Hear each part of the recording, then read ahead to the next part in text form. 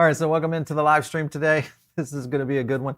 We're going to dive into why cryptocurrency is the place to be when it comes to big tech, because this, of course, is all about how investments have fared over the last 2 to 3 decades in comparison to what might happen in the next 10 years right here in blockchain. We'll dive into all that. My name is Paul Barron. Welcome back into TechPath, and thanks again for joining us today. Let's get into it on a couple of things. We will be doing another live stream today at 3, our normal. We've got a really good one lined up for you guys. It's going to be an ETH versus Cardano arrangement. I think it'll be a good breakdown of what's happening over on that side of things. Before we get started, I do want to thank our sponsor, that being iTrust Capital. iTrust Capital, if you guys are looking at long-term plays, which I know most of you are, when you look at investing, one of the things that really kind of plays into your overall strategy is your tax position and really kind of how IRAs can be a component of your overall critical alignment of how your portfolio is put together. iTrust Capital is a great way to do this. You can invest in crypto using your IRA. It's an active trading account, so you can actually trade a variety of crypto assets, even things like precious metals as well. All of that's built into the iTrust platform itself. It's very easy to use. Also, no fees to sign up, and it is just a 1% trading fee, so that's a big advantage too. Keep costs low. And the cool thing is they continue to add more and more assets into iTrust. So very good one for sure. Make sure and check them out. Just go to itrustcapital.com. Follow our link below. You'll get a $100 funding reward just by using that link. Let's get into it today because there was a couple of things that really kind of perked my attention in some of the news elements today. Sometimes when I look at where adoption is going, there's a couple of veins that I follow to determine whether or not a tech potential is and has the legs to really kind of go to the next level. And one of the things, if you have been in technology or followed technology for as long as I've been in it, then you probably understand a lot of the early adopter companies that have now become billion, trillion-dollar businesses over the last 3 decades. And what is shaping up right now is a very interesting play around blockchain, and obviously blockchain being led by Bitcoin and Ethereum and all the other projects that you guys love out there. But Chris Dixon is one of the big analysts over at Andreessen Horowitz. This is an article right here. He is the founder of Andreessen Horowitz, the A16Z crypto arm. So he's very astute on the understanding of where Web3 and cryptocurrencies kind of intersect.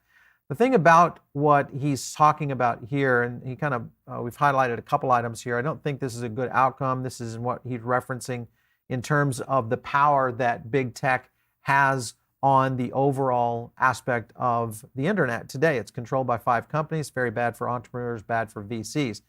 And this is something that even I've had a chance to talk with a whole slew of investors as well as high net worth individuals, a lot of tech companies within a variety of retail spaces, talking about kind of this next generation. And one question that was asked to me this morning on a conference that I did was, where is the future of blockchain? Where is the real killer apps for what blockchain would be used for? And when you look at investing into blockchain, and if you think about it, guys, you're doing that very same thing right now. You're just investing in a token.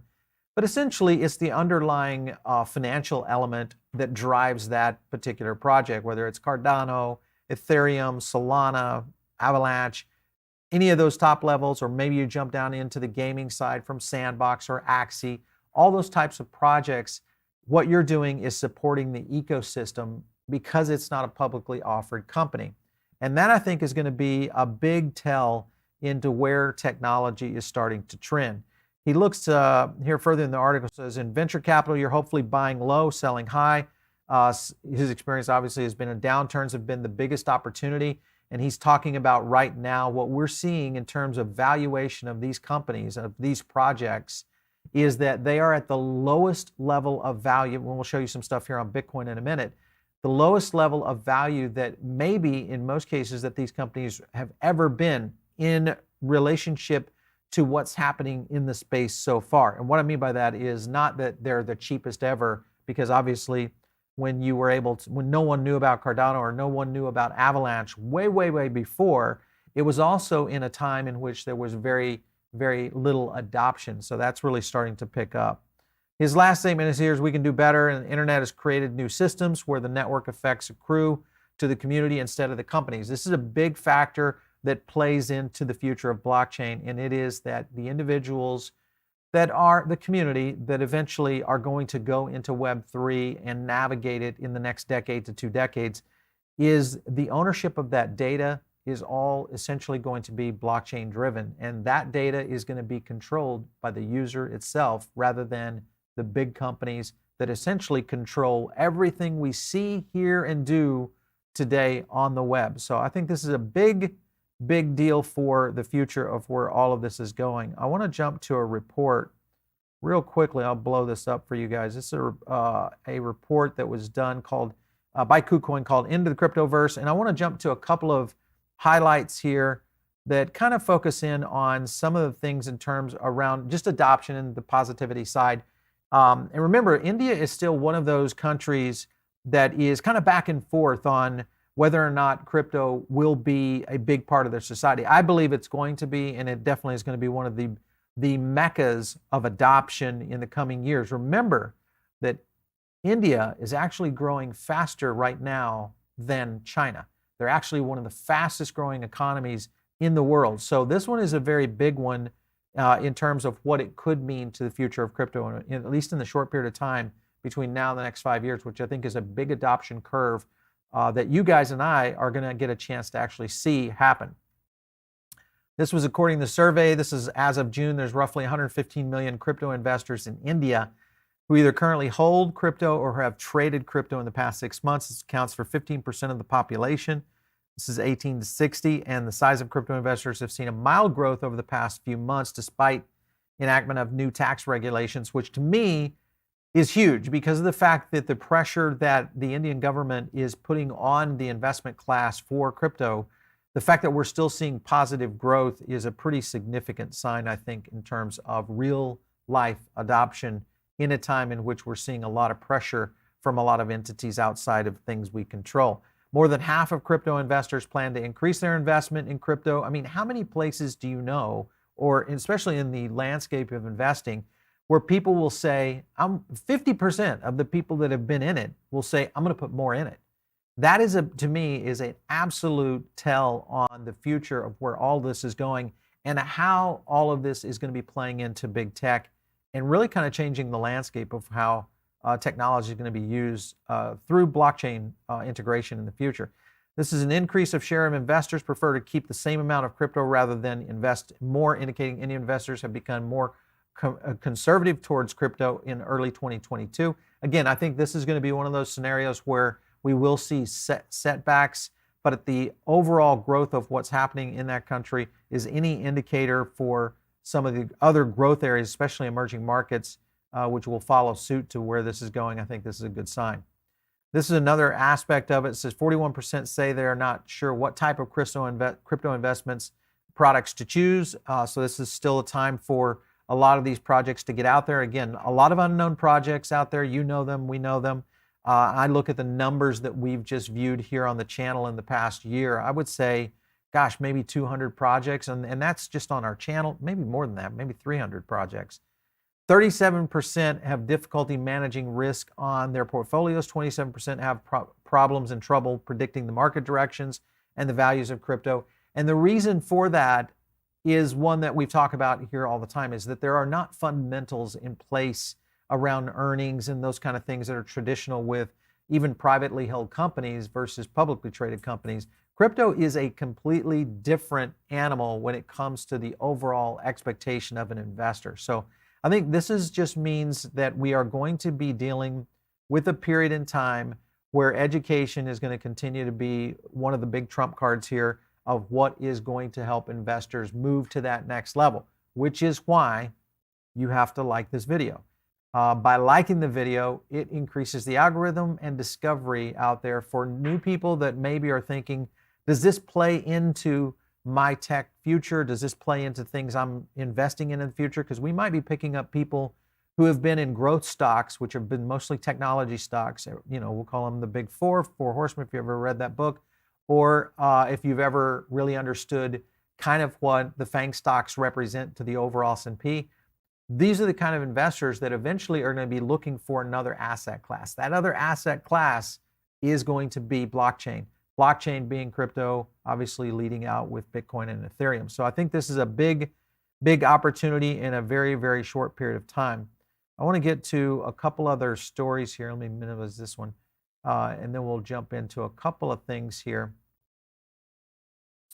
around this one right here. And this is, you guys have watched Mark Yusko on our channel before. This is an article done by Daily Hodl that kind of talks a little bit more into the thing. We've talked to Mark about this. His goal is really around what he thinks will bring in, just a ridiculous amount of new adoption. Some of the things he points to right here is crypto wallets, which is going to spark the next big wave of digital asset adoption. And I think to a certain extent, Mark is right. I think the problem that we all will be facing, at least when it comes to crypto wallets, is, and I'll put it this way, it's one of the most difficult things for new crypto investors to grasp, because it is so far removed from the traditional financial system that's out there today. Again, tech adoption, a change of how technology is utilized in investment classes is one of those scenarios that they have to actually experience it. So what Mark is talking about here, it's kind of interesting. They'll pay $1,500 for a supercomputer that you'll hold in your hand. What he's talking about there, obviously, is probably the iPhone 14 coming in, or maybe the Galaxy Folds that you guys are paying $1,500 for. But you hold it in your hand, and now it's the wallet, which could be any of them, that I'm investing as many as I can. I don't really want to carry another device. Obviously, Ledger is a big one. That's kind of our selection of choice. They have 15% of all crypto on their devices. But right now he's saying, I don't want to carry an NOS or whatever with me. So I think the point is that whether you're a hardware wallet guy or a software wallet guy, the point is that this is one of the next phases. And obviously this is a next evolution of digital banking, which of course will start to transplant how we are going to utilize cryptocurrencies in the future in a big way. And it goes back to what Andreessen or what Chris Dixon was talking about, is that the companies that they're going to be investing in, remember, fintech is a big category in which a lot of companies like A16Z and others invest into. So what I would say to you is, if you're looking for projects to get behind and start to understand, remember there's always risk. We'll do market movers like this all the time, and the point is that the idea is to give you guys kind of insights to where some of these things are going. It's not financial advice, but hopefully it gets you at least scratching your head wondering, maybe I need to do a little more research on that because I'm really interested in something like fintech. So I think this kind of zooms in on what Yusko was saying. Here's a good example right here. iOS doesn't want to do it. Samsung that's why they still have wallets. And there's also someone else that's going to go the other way. I think it's just a matter of time before we start to see true software and or hardware wallets on the devices themselves. And the likelihood is that they will come from major players in the space. However, I do believe we'll probably see real significant growth in a lot of these software wallets as they get more secure and more use cases, especially as people start to do more and more adoption. PayPal is a good example of this. Now, PayPal, you guys probably, every app out there that you've got or every phone out there that you have right now most likely has the PayPal app on it. You probably utilize it, once, twice a week in many cases. I know this is one of the most used products I use, whether it's, going on eBay or if it's just sending money to family and friends. PayPal is one of the secure ways to do it. For people who are not in crypto, when it's a crypto-friendly person, I just say, give me your wallet address and I'm popping it over to your MetaMask account. That's really where I think this is going. PayPal, of course, is joining Coinbase. Did I say Coinbust? All right, Coinbase. The trust, I did say Coinbust. Coinbase, the trust network, and essentially the trust network. This is hilarious. Payment giants PayPal joined Coinbase's travel rule universal solution technology. This is called Trust. It's a member. They're going to become a member of the group, and essentially this is a regulatory body that's trying to get people and a lot of the framework built in crypto. And there will be a case in which we'll see major, titans such as PayPal truly be fully integrated into crypto. One thing that we have been doing here on our own network is trying to integrate crypto payments, even for things like our power index. We've got a new show that's coming up where we'll be able to utilize crypto payments for donations and members. And even PayPal does not have a fully integrated solution just yet. So I think there is time for a lot of that fintech to really kind of move into the next level. The cool thing is that they're very close to maybe making these leaps. However, back to the point of what A16Z was talking about, is that this could get to a point where we'll start to see maybe some new companies playing into the game. Bitcoin, of course, is currently one of the cheapest assets out there, biggest oversold condition in years. This is coming over from a Fidelity macro expert. And they kind of point to a couple of things here, and I'll show you a chart here in a second. Let me kind of just go in on this. And it's kind of this slope of adoption curve where we use the mobile phone curve, internet curve. These are different comparisons in comparison to what you see happening within blockchain. Because the point is that we are looking at a very unique situation in terms of adoption curve in relationship to price. And I think that, again, goes back to adoption curve on the internet, adoption curve of mobile. If you do kind of look at some of the scenarios in which these play out in regular day societies, it really kind of points to the whole point of the fact that we are in the right place at the right time, and that is investing in cryptocurrencies. Make sure to drop in some questions. We'll definitely talk to you guys a little bit about those. And maybe on some of the technologies that you see from a blockchain standpoint, because there's a lot of projects out there. If you look at something like a Veracity, who's trying to do something for the creator side. If you look at something like a Helium, who's trying to do something on the network and IoT side, there's so many projects that are going in a variety of directions that are outside the traditional just invest in my project, but more so toward a utility basis.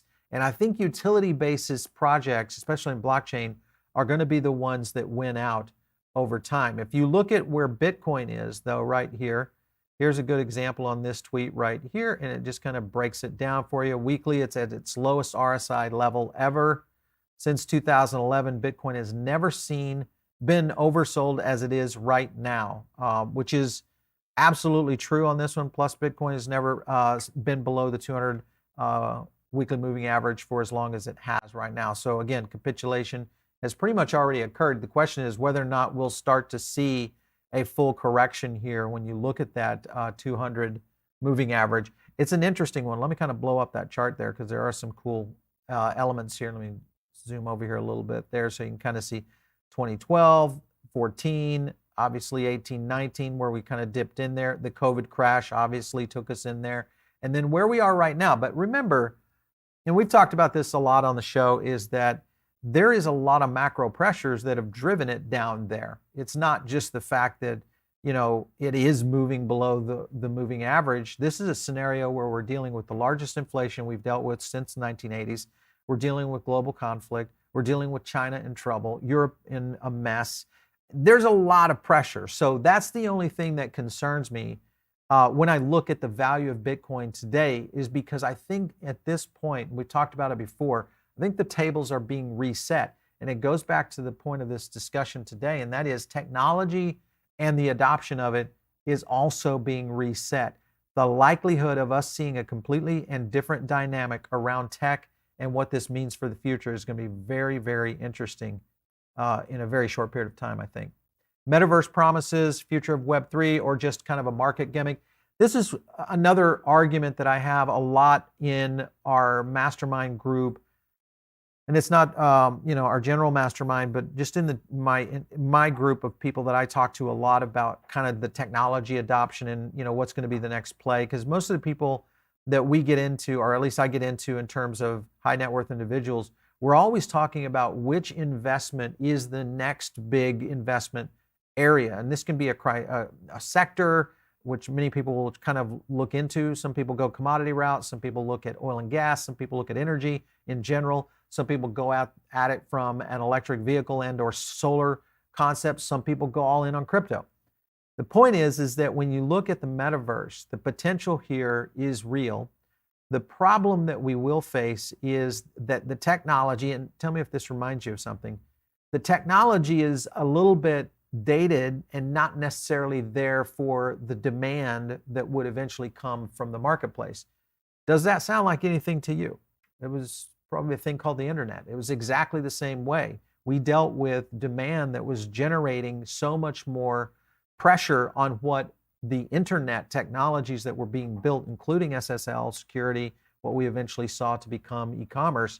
All of that is exactly in the same place, which is where the metaverse is right now. If you look back here on the article, it says concept was already in focus with the likes of Facebook, Meta, Apple, Microsoft, Samsung, several other leading companies obviously going heavy into AR tech. This is obviously since the 2010s, but they didn't have really anywhere to point it to. And that's where I think the metaverse does give them an outlet that potentially could be maybe in the growth curve going forward. We may be a little early, and I'm concerned that we might get a false start here with metaverse. And what I mean by that, sometimes you can be too early on a project or on a certain type of technology, and the solution is real, and it means that it should be there. But if you think about just how early MySpace was, that eventually became Facebook, and it wasn't that the market wasn't there, it was that the overall adoption curves in which it needed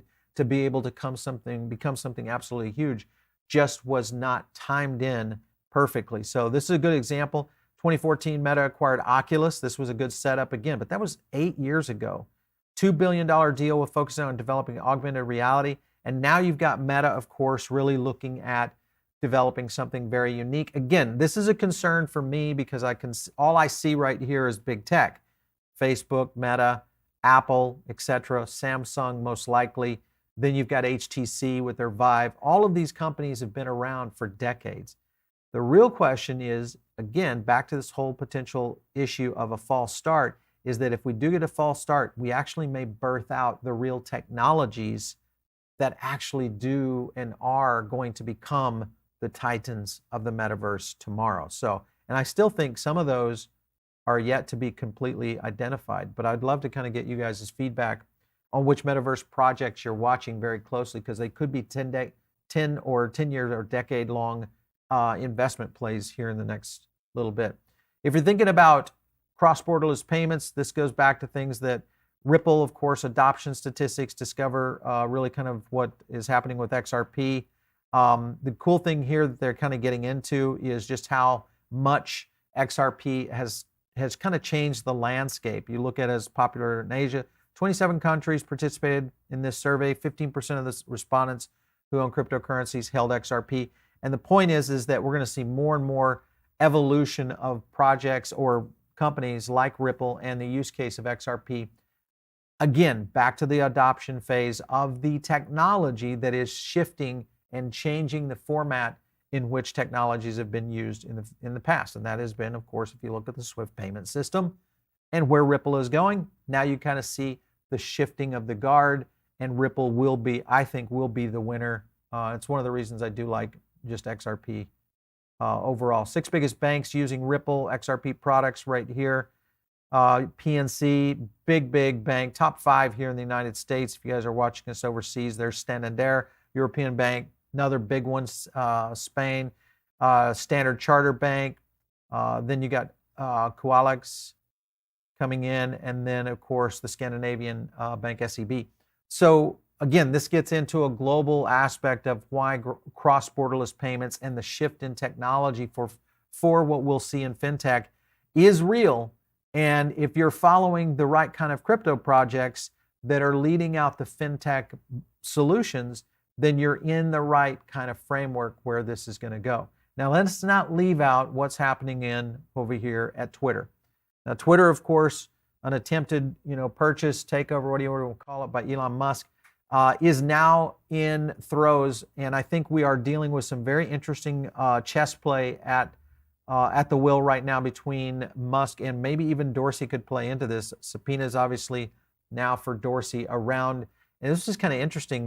Musk subpoenaed the advertising networks for Twitter, so he's trying to basically backdoor in to understand how much bot network is actually happening on Twitter. Now, why is this important? I think a lot of you guys will understand this, is when you look at the evolution of where blockchain is going.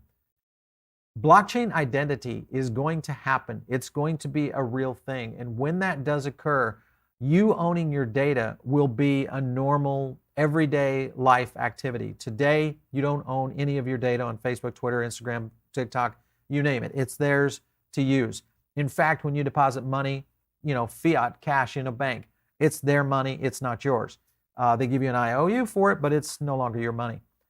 This is the kind of thing that I think is going to continue to shift the whole identity aspect of maybe something like Twitter. It's very possible that Musk could have some very interesting things up his sleeve for the acquisition. And maybe this is just a negotiation tactic. Is this chess play at work to simply get Twitter in a position to where he devalues it?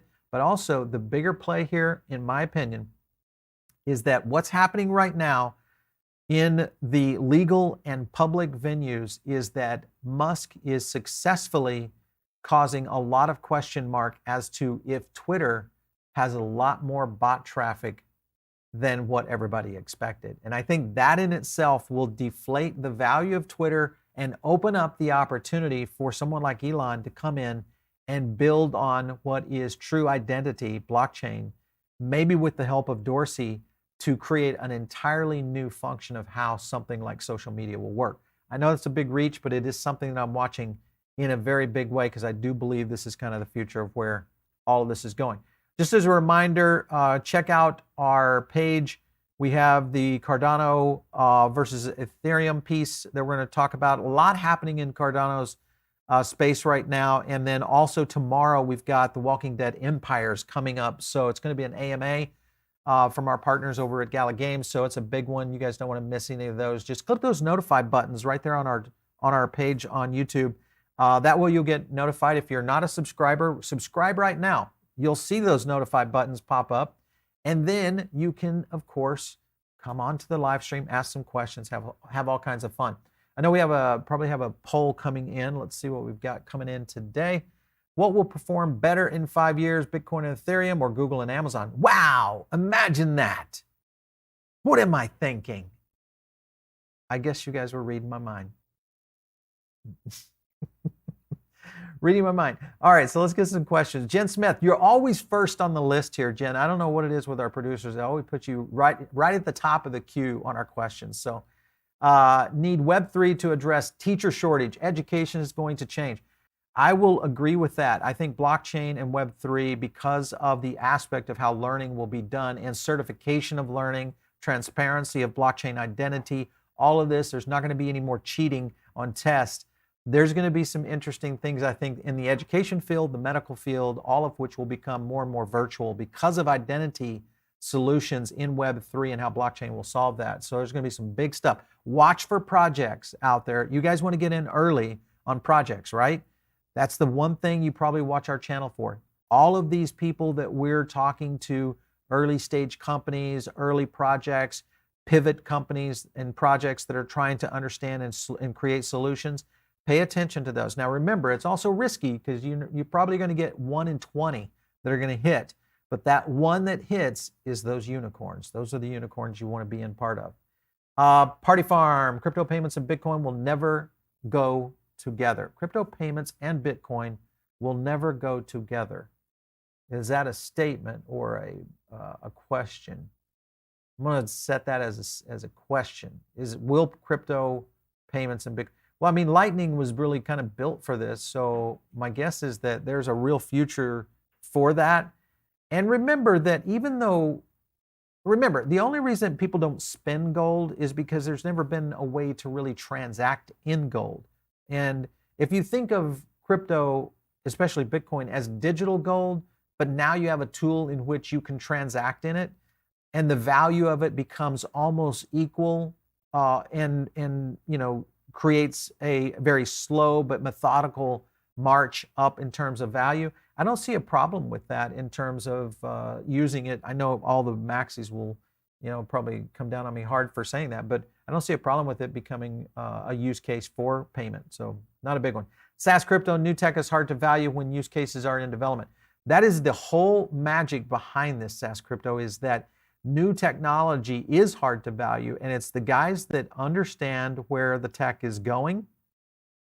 I have a friend of mine who was one of the first 25 investors in Uber when they came to him and said, hey, it's going to be like a taxi system on your phone. And when it was explained to him for the very first time, most people would look at that and dismiss it.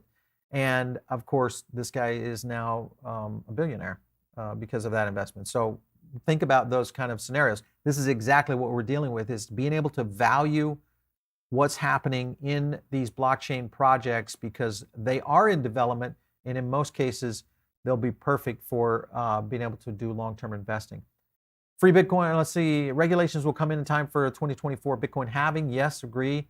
Perfect timing, which will allow many institutions. Yes, totally agree. 100K plus, I think you're right. We'll see some big numbers in Bitcoin in the next time. So obviously accumulation right now is perfect. And when you're griping or complaining about a $21,000 Bitcoin, I just say, guys, come on, really? You know, even if this thing goes down to 10K, and even if it does, okay, and some of the, you know, the bears that we've had on our channel that kind of point in that direction, you're looking at an upside here of 10x on that. And even at that kind of scenario, if you're buying in at a 20K, you're at a 5x. So keep those things in your framework. All of this is looking good in terms of the upside. What is the risk the government slaps crazy taxes on crypto? I don't think it'll be any greater than any taxes that we exist with now.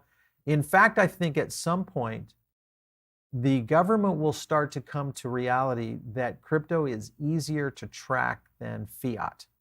And when that realization it truly becomes reality, and sometimes I feel like the government's playing cat and mouse here, because I cannot believe that the true officials cannot understand what the real use case of blockchain is in terms of its transparency and the potential of the technologies that will apply that to identity. And that is going to be the real interesting case coming in big tech very soon. So a good one.